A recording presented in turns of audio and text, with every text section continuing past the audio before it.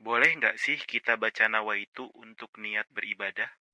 Oke, jadi gini teman-teman. Sebelumnya saya mau meluruskan dulu nih bahwa para ulama salaf kita itu sepakat bahwa niat itu letaknya bukan di lisan, tapi di hati.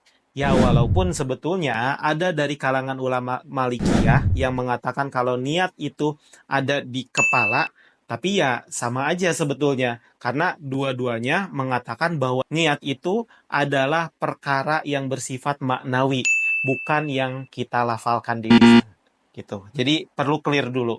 Nah, kemudian dari kesepakatan itu, permasalahan nawaitu ini bukan di masalah hakikat niat itu sendiri, tapi ada dalam masalah talafuz bin niat atau melafalkan niat. Nah, dalam masalah ini, para ulama kita berbeda pendapat dalam dua pendapat. Pendapat pertama, yaitu pendapat yang terpilih dalam mazhab Hanafi, Syafi'i, dan pendapat resmi dari mazhab Hambali yang mengatakan bahwa hukum talafuz bin niyah ini sunnah. Alasannya karena talafuz bin niyat ini hanyalah ikrar untuk membantu memantapkan niat seseorang dan dia terpisah dari ibadah itu sendiri. Jadi bukan termasuk modifikasi di dalam ibadah atau bid'ah yang disebutkan dalam hadis kullu bid'atin dolalah.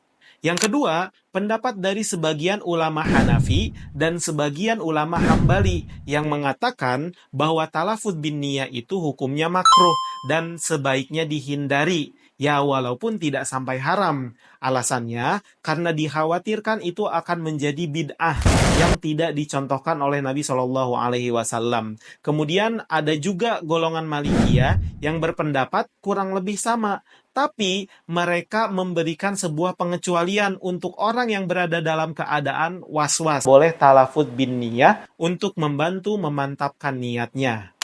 Terus yang benar yang mana dong?